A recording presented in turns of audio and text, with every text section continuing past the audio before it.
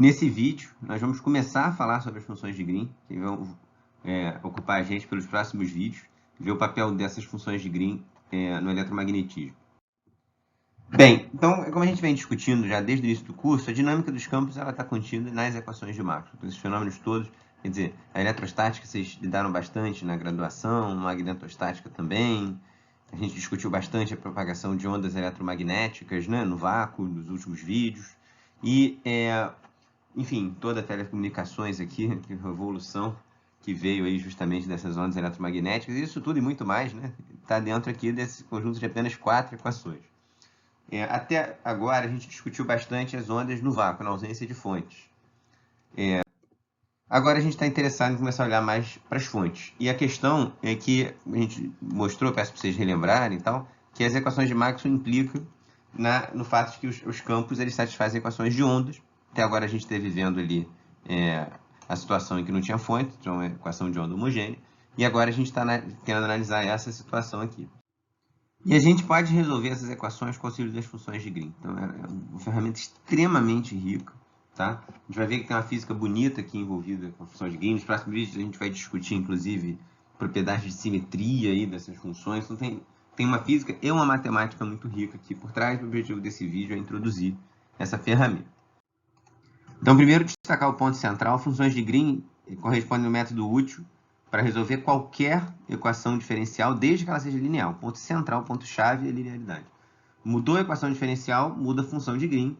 Mas enquanto você tiver equações lineares, você pode usar a função de Green. E a gente vai entender bem fisicamente porque isso acontece, tá ligado? Justamente com o princípio da superposição. A gente vai chegar lá. Mas vamos começar aqui com um exemplo que vocês já têm mais familiaridade. Vamos pegar aqui no eletro da graduação, vocês estudam bastante eletrostática, né? Aprendem a resolver lá em situações diferentes. E veem que é muito conveniente trabalhar com o potencial escalar. Então, o potencial escalar satisfaz essa equação aqui, chamada equação de Poisson, tá? Então, é uma equação linear, laplaciano da soma de funções é a soma dos laplacianos, todas aquelas condições lá que vocês aprendem de linearidade, para vocês verificarem. Então, é uma equação diferencial, envolve o nabo, linear e inhomogênea, tem fonte. Esses são os ingredientes que te dizem, olha para a função de Green, tá? E é isso que a gente vai fazer agora. Então, até agora aqui no curso nem apareceu muito potencial escalar não, mas, enfim, vai ser um primeiro exemplo prático da gente trabalhar. E em próximas aulas, depois vai aparecer mais os potenciais de novo, tá? E o ponto é o seguinte, qual é o primeiro problema que você resolve de eletrostática lá no ensino médio? Tudo bem, no ensino médio você não escreve nessa notação. Mas é uma carga pontiforme R'. Existe? Bom, enfim, até onde a gente sabe é uma idealização. Quer dizer, você tem uma carga inteiramente sem dimensões.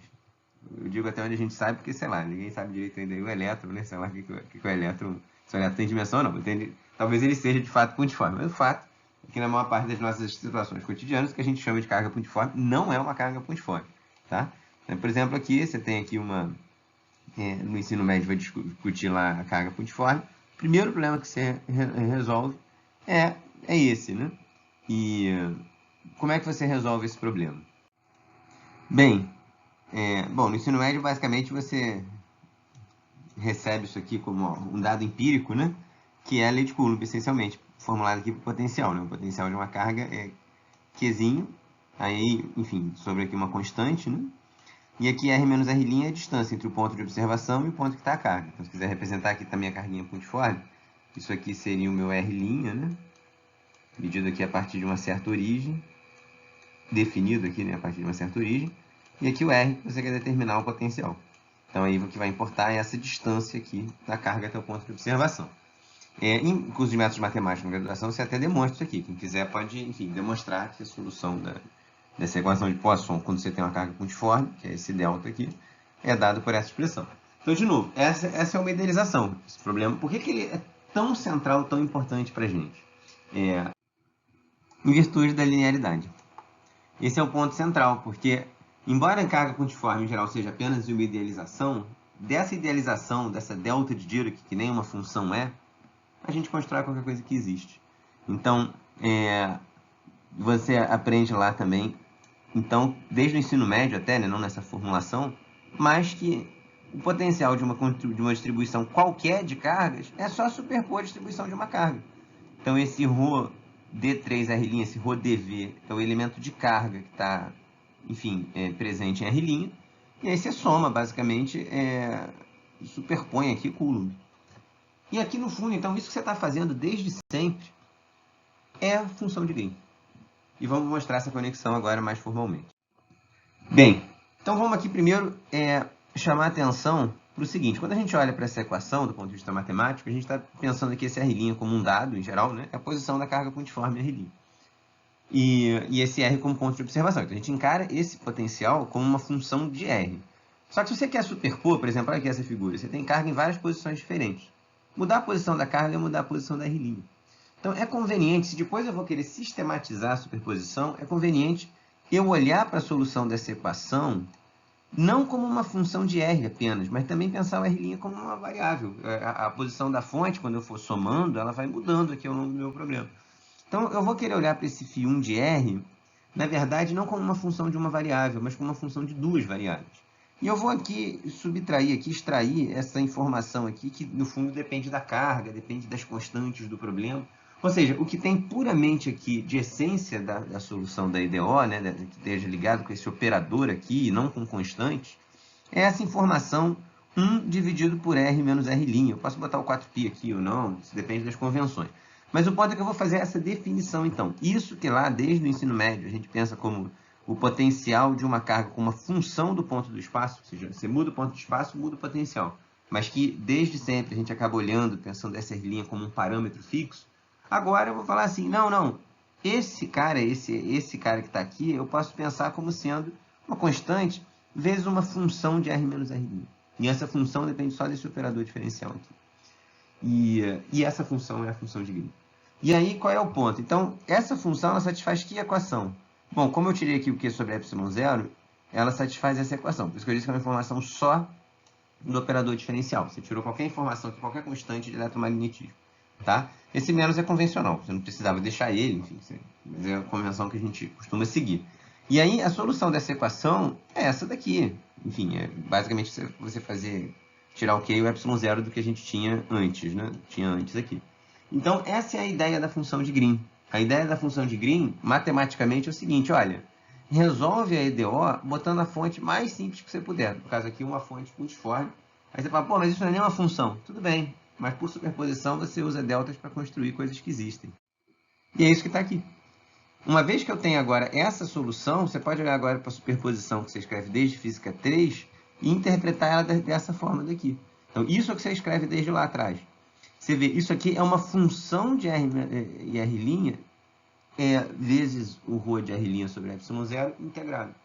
Por que eu posso resolver o problema de uma carga pontiforme e superpor para achar a solução? Linearidade. Esse é o aspecto central. Então, de novo, função de Green remete aqui uma equação diferencial, linear, esse é o ponto central, e inhomogênea, né? Porque, enfim, a gente está aqui do lado direito, tem fonte. A gente não está botando zero, né? Então, aqui, então, são esses os três ingredientes que estão aqui presentes. Isso é função de Green. Sempre que você estiver diante de uma equação diferencial linear inhomogênea, esse método é muito, muito eficaz. Porque a ideia é resolver um problema como esse direto é uma complicação danada. Porque olha, tudo tem uma simetria, tudo complicado e tal. E aí você fala, pô, se é linear, eu vou resolver o problema mais simples que eu posso, que é uma carguinha pontiforme, e vou superpor. Eu escolhi esse problema porque esse problema vocês estão acostumados com a resposta já. Mas agora a gente depois vai passar para outros problemas novos. Deixa eu chamar a atenção aqui para algumas coisas, só para destacar aqui. Então, como que você mostra que isso aqui de fato é a solução da equação diferencial? Bom, pela linearidade, a gente tem que imaginar que a superposição seja a solução. Como é que você demonstra isso? Substitui na equação e vê que satisfaz. Como é que você faz isso? Bom, nabla 2 bate nesse cara, o que vai acontecer?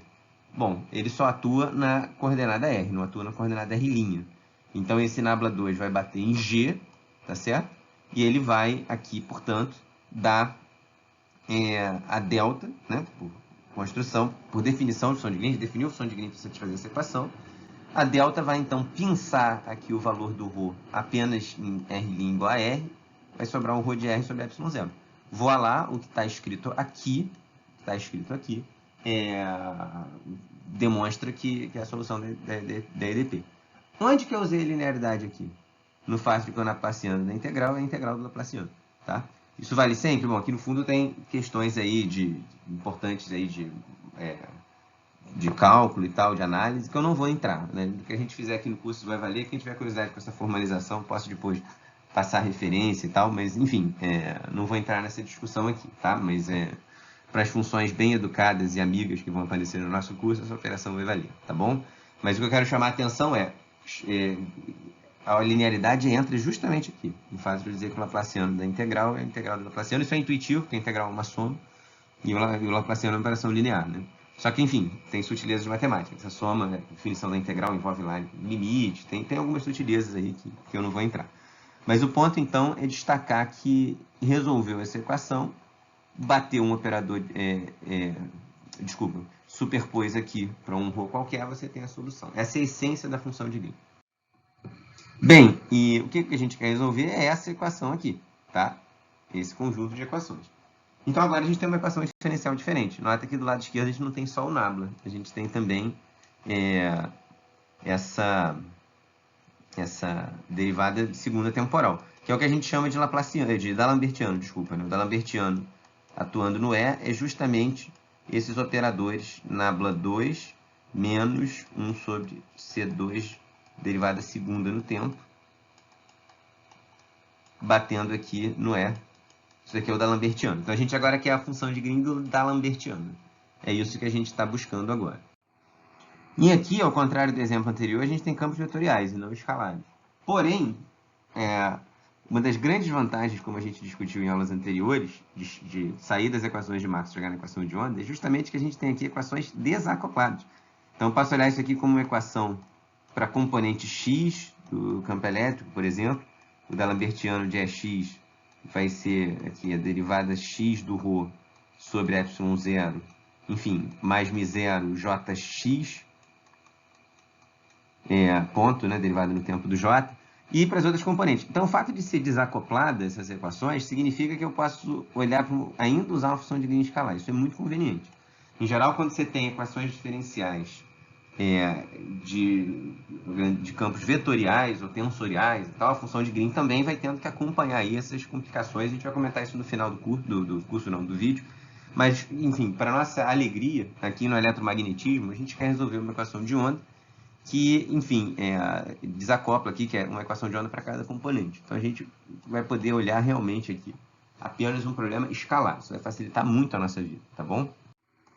Então, quer dizer, a gente agora, se a gente souber resolver essa equação, nada que essa é uma equação idealizada. Eu estou dizendo que é uma fonte que existe em um único ponto do espaço, R igual a R', num único instante de tempo. Então, isso aqui é uma loucura, porque estou dizendo o seguinte, é como se a fonte do campo magnético fosse uma corrente, tá, que tem um rotacional não nulo só em um único ponto do espaço, num único instante de tempo. É uma corrente que pisca num ponto e pronto, apagou, não existe mais. É uma coisa... A carga pontiforme pareceu uma idealização tão gentil agora, né? Tão quase concreta, que isso aqui é uma loucura. Mas, de novo, a mágica resolveu a linearidade permite sair do que não existe para construir qualquer coisa que existe. Conhecendo o ρ, conhecendo o j, qualquer que sejam esses caras, qual é a solução do campo magnético? Essa integral aqui, tá? A gente, sabendo a função de Green, tem essa solução. De novo, como é que você sabe que essa é a solução? Mesma coisa de antes. Bate o D'Alembertiano de B aqui. O D'Alembertiano, ele atua só nas coordenadas sem linha, então ele vai bater só no G. Linearidade, você joga aqui para dentro. Aparecem as deltas. Pronto, está aqui o lado direito já. Satisfaz a equação de Maxwell. Então essa é a solução geral, esse é o poder. Só que a gente vai ter que resolver esse cara aqui. E aí a gente já tem um pouco menos de intuição com relação ao caso do Laplaciano. Mas a gente tem intuição também, a gente vai chegar nela, que é o princípio de Roy. Tá? Então, a partir de agora no vídeo, eu vou usar alguns argumentos intuitivos para motivar qual é a solução dessa equação diferencial aqui, que define a função de Green. E nos próximos vídeos a gente vai fazer discussões mais rigorosas, tá? Para demonstrar de maneira mais rigorosa. Então, primeiro, uma intuição física. Imagina que você tem então essa carga aqui que pisca num instante de tempo. Como é que é? Isso aqui é uma equação, isso aqui é a função de Green da equação de onda. E, enfim, a equação de onda aparece antes mesmo de você falar em onda eletromagnética. Quando você está estudando aí, por exemplo, onda na corda. Mas onda na corda é a equação de onda em uma dimensão. Ela não vai ajudar a nossa intuição aqui. Depois a gente vai ver como dimensões diferentes, a solução muda bastante. A gente vai comentar isso em outros vídeos. Mas você tem o som. O som é uma equação que a gente tem uma posição 3D. A própria, enfim, onda luminosa ali, para explicar a propagação, o princípio de Huygens nasceu no contexto de tentar estudar a propagação da onda luminosa mesmo, que aí até é um exemplo já de onda eletromagnética. E qual é a brincadeira? A ideia é que, enfim, é o que está ilustrado nesse GIF que vocês estudaram lá na física básica. Cada instante é como se cada ponto fosse uma fonte de uma onda esférica, que você vai superpondo, e aí a ideia é que se você pisca uma fonte aqui, essa frente de onda vai se propagando com a velocidade da onda, né? Então, aqui nessa foto, então, se você simplesmente pisca e apaga a luz, em um instante ela está aqui, depois ela não está mais aqui, depois ela aparece aqui, que é o que está mais ou menos mostrado aqui. Quer dizer, você tem uma frente de onda num instante de tempo, e depois isso vai dando origem, enfim, a essas ondas secundárias, e os envelopes montam a onda esférica. Então, aqui no instante de tempo está aqui, aí no outro instante de tempo essa frente de onda está mais longe. Se você tiver uma fonte que, em vez de piscar, ela fica oscilando lá continuamente, você vai produzindo onda esférica continuamente. Mas, então, essa intuição do princípio de Huygens já tem a solução, já tem no fundo, quando você fala isso, você já está falando qual é a função de Green do problema, porque olha, o Huygens estava justamente olhando para fontes puntiformes e vendo como que a partir delas você constrói a solução completa do seu problema. Então, o que o Huygens fez foi, do ponto de vista qualitativo, função de Green já na veia, só que sem formalização. Claro, nem existia esse conceito naquela época. Mas essa intuição vai ajudar a gente a construir qual é a função de Green da equação de onda 3D, sem tanto rigor. Mas aqui eu estou agora tentando enfatizar mais o aspecto físico. No próximo vídeo a gente vai fazer com rigor a demonstração da função de Green da equação de onda e vai ter várias coisas importantes que vão aparecer nessa demonstração. Então, quer dizer, vamos primeiro então olhar isso. A gente quer resolver uma equação desse tipo aqui. Vamos botar R' igual a 0, tá? E T' igual a 0. Quer dizer, convenientemente aqui eu estou falando o seguinte: eu quero uma onda que tem uma fonte que pisca no que eu chamei de T igual a 0 e no que eu chamei de origem, tá? Só para facilitar um pouquinho a nossa vida. Depois a gente pode descobrir a função de Green geral só transladando aqui os argumentos, tá? Então, quer dizer, essa daqui é uma solução, a gente espera que a solução dessa equação seja uma solução esfericamente simétrica. Agora, o lance é o seguinte: se você está fora da origem, essa equação é uma equação homogênea. A equação homogênea a gente estudou bastante nos últimos vídeos. E a gente quer uma solução com simetria esférica. Então, a gente viu que no caso 3D, então isso aqui é para 3D, não é qualquer dimensão. Mas no caso 3D, a solução da equação de onda homogênea com simetria esférica, a solução mais geral é dessa forma. Então, você vê que ela cai com amplitude R, a gente discutiu lá no vídeo anterior porque isso acontece, e ela tem um termo aqui que se propaga para fora da fonte, tá? Ou seja, saindo aqui, então se é uma onda que quando o tempo passa, ela vai propagando para fora, para R maiores, e uma que se propaga para dentro. Tá? Essa é a solução mais geral. Nota que a gente tem uma singularidade aqui, tá? E essa singularidade vai, enfim, essa fonte aqui, que também é singular na origem em T igual a 0, vai permitir aí, enfim, amarrar esse F, esse G. Então, quer dizer, a gente espera que a solução seja dessa forma quando você está para R diferente de 0 e T diferente de 0, né? Basta um dos dois ser diferente de 0. E aí, por considerações até de causalidade, quer dizer, se você pisca aqui, você espera que essa onda propague para fora. Que é o que a gente bota lá no princípio de Huygens. De modo que esse termo aqui a gente espera que não tenha. Depois a gente vai discutir bastante aí, enfim, de onde vem isso, a gente vai discutir melhor a causalidade, que está colocada de uma forma meio vaga. Mas se você se pisca, você espera que essa propagação seja uma onda, em inglês a gente chama de outgoing, uma onda que se propaga aqui para fora, tá? Então a gente vai fazer essa escolha, a gente vai dizer que o nosso U é dessa maneira. E aqui eu quero enfatizar então a palavra escolha. Eu não sou obrigado, na verdade a função de Green ela não precisa ser única, e ela não é, nesse caso, única. A gente vai discutir isso também melhor depois. Agora, quer dizer, novamente com base aqui na intuição física, a gente tem que você piscou aqui a onda. O que o princípio de Huygens vai dizer? Bom, que passou aqui um tempo, vamos supor que essa distância daqui seja R. Então, depois de um tempo R sobre C, essa onda chegou onde está essa frente de onda. Aí, e vai propagando e vai abrindo. Então, se você agora tem essa distância aqui, vamos chamar essa distância de R grande. Agora, a frente de onda vai chegar aqui em T igual a R grande sobre C. Então, é aquilo que eu falei antes, quer dizer, pelo princípio de Huygens, quer dizer, você piscou a fonte aqui. Em R sobre C, a frente de onda está aqui, depois não tem nada aqui. Aí passa um tempo, chega aqui, e ela vai propagando. Então, você espera que esse F de R menos CT, ele só não seja nulo, você só tem a onda, quando o R é igual a CT, ou seja, quando levou o tempo para a onda se propagar para chegar lá. É isso que a gente vê lá quando usa o princípio de Huygens. E, de novo, a gente vai ver que isso é particular, assim, não acontece em qualquer dimensão, não. Em 3 dimensões isso acontece, não precisa acontecer sempre. Depois a gente vai caracterizar isso melhor. Mas aqui é para usar essa intuição que a gente tem do princípio de Huygens para justamente argumentar que essa função f deve ser dessa maneira, dessa forma aqui. Tudo isso a gente vai demonstrar mais rigorosamente depois.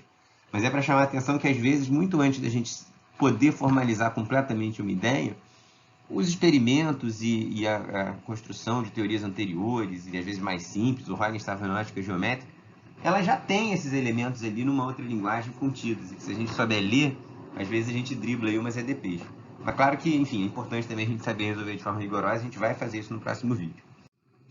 Ou seja, o que a gente está falando é o seguinte, quer dizer, a solução dessa equação, vamos lembrar aqui de novo as peças lá que a gente pegou da nossa intuição aqui experimental do princípio de Huygens. Você tem, primeiro, a equação de onda, ela é homogênea quando R é diferente de zero. E aí, a solução de equação de onda homogênea com simetria esférica, nesse caso a gente espera que tenha simetria esférica, vai ser dessa forma daqui. Tá? Aí a gente usou o princípio de Huygens para dizer que a gente espera que não tenha esse termo, que a onda vai se propagando sempre para fora. E usou também o princípio de Huygens para amarrar que esse F deve ser zero sempre que o R for diferente de CT. Ou seja, porque o que acontece? Se você pega aqui, tá? A fonte piscou, sei lá, em t igual a zero. Aí imagina que você esteja agora olhando num tempo t qualquer. Se você olha para um ponto do espaço em que esse R é maior do que CT, então a informação não chegou ainda. É zero. E se você olha para um ponto em que R é menor do que CT, essa frente de onda já passou por lá. Não está mais lá, está lá na frente em algum outro lugar. Essa é a intuição. Então daqui, olha como que a gente já amarrou como que deve ser essa solução. E aqui eu estou usando essa notação, então, vou chamar de U retardado, para frisar que é uma escolha. Eu escolhi eliminar a função G. Eu escolhi deixar só a função F, de modo que o que acontece no ponto R, de modo que, desculpa, deixa eu falar diferente, de modo que eu esteja contemplando só as soluções que propagam para fora da fonte. A gente vai ver mais para frente que isso tem a ver com causalidade. E a ideia de que a informação que chega aqui depende do que aconteceu nessa fonte no tempo anterior. Tá? É isso que isso aqui está dizendo. E a gente pode complementar a análise usando a análise dimensional. Por isso que eu escrevi aqui esse K vezes C. Esse K é uma constante adimensional. Como é que a gente vê aqui a dimensão? Nota que, qual é a dimensão desse cara aqui? Laplaciano tem dimensão de 1 sobre distância ao quadrado. Então, a dimensão desse cara é 1 sobre distância ao quadrado vezes a dimensão de U, né? Bom, poderia fazer nesse cara, mas tem que dar a mesma coisa, né? Que você está somando caras sempre com a mesma dimensão. E esse lado direito não tem U, então a gente pode usar ele para descobrir a dimensão do U agora. Esse cara, a delta, tem dimensão de 1 sobre comprimento ao cubo, né? 1 sobre volume, delta de R. E delta de T tem dimensão de 1 sobre tempo, tá? Então, quando você compara essas duas coisas, você vê que um L ao quadrado corta aqui com cubo, né? Então, você vê que esse U, ele vai ter que ter dimensão de 1 sobre comprimento vezes tempo, né? Tá certo? Bom, aqui, esse R tem dimensão de 1 sobre comprimento. Já pegou essa dimensão aqui.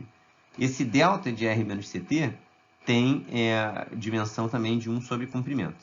Tá certo? E aí, bom, o que a gente tem que fazer para chegar, então, na dimensão correta de U? Multiplicar por uma dimensão de velocidade. E aí a dimensão de velocidade, a única escala que a gente tem aqui natural de velocidade é a velocidade da luz. Vou lá, aparece aqui o C e você fica com uma constante dimensional. Então, quer dizer, com base na intuição física, essa já é a resposta, enfim, uma resposta correta do problema. Eu digo uma porque eu disse que a função de Green é única. E a gente chegou só, enfim, massageando aqui o princípio de Huygens. Depois a gente vai, enfim, demonstrar isso com mais rigor. Então vamos fazer aqui alguns comentários gerais para finalizar o vídeo. Primeiro, seguinte, a gente achou lá a solução para uma fonte que pisca na origem no instante do tempo t igual a zero. Ou seja, pisca na origem do espaço-tempo. Para a função de Green, eu quero resolver esse problema aqui. Ora, mas nota que, enfim, basta eu transladar a posição da carga, mudar o que eu chamo de origem, mudar o que eu chamo de instante de tempo, que eu tenho a solução para esse problema. Então, em vez do que eu tinha antes, onde tinha R, eu boto agora módulo de R menos R'. Onde tinha t, eu boto t menos t'. E essa, então, agora é a função de Green retardada. Essa escolha não é única. A gente chegou nessa escolha impondo justamente aqui eu só mantive o F. Você poderia manter o G. E, por exemplo, você poderia escolher a chamada função de Green avançada, que só muda esse sinal aqui. Isso também é a solução do problema. A gente vai ver as interpretações físicas mais para frente. Você poderia até manter as duas também, enfim, fazer combinações, mas assim, é só para chamar a atenção que não é único. E outra coisa que eu quero destacar também é o seguinte: você não precisa, para resolver as equações de Maxwell, usar a equação de onda. É o mais conveniente para a maioria das aplicações, mas não é obrigatório. Nota, por exemplo, se simplesmente você quer resolver para o campo elétrico, você pode tomar o rotacional dos dois lados dessa equação e chegar nessa equação daqui. Já não tem um campo magnético mais. E como é que você faz? Daqui, você pode demonstrar a equação de onda, que é o que a gente geralmente faz. Você usa identidade vetorial e abre esse cara. E você não é obrigado a abrir. Você pode falar, eu quero resolver essa equação. Essa equação é diferencial? É uma equação diferencial. Ela é linear? Sim. Tem o nabla operador linear, derivada temporal operador linear. Linear. Ela é homogênea? Não, tem fonte. Então, quem que a gente ouve chamar? Green. Vai ser útil aqui. Só que é uma equação mais complicada. E nota que agora essa equação ela não é desacoplada nas componentes do campo. Então, ela mistura todas as componentes aí. Então, essa solução vai ser uma solução agora que vai ser mais complicada. Você vai precisar de um tensor para relacionar a função de Green com a função de Green dessa equação diferencial. Ela é um tensor. Em notação covariante, né, você tem essa expressão aqui. O componente I do campo elétrico vai ser você fazer essa contração aqui, que pode ser representada como a multiplicação de uma matriz por um vetor. Que a ideia o campo elétrico resultante, ele não precisa estar na direção do J. Aqui é J ponto, faltou a derivada, tá? Ele não precisa estar na direção do J, né? Ele pode estar, enfim, em outra direção. Então, o que vai relacionar o E com o J vai ser agora uma matriz, né? Ele pode ser representado por uma matriz, e mais formalmente é um tensor de posto 2.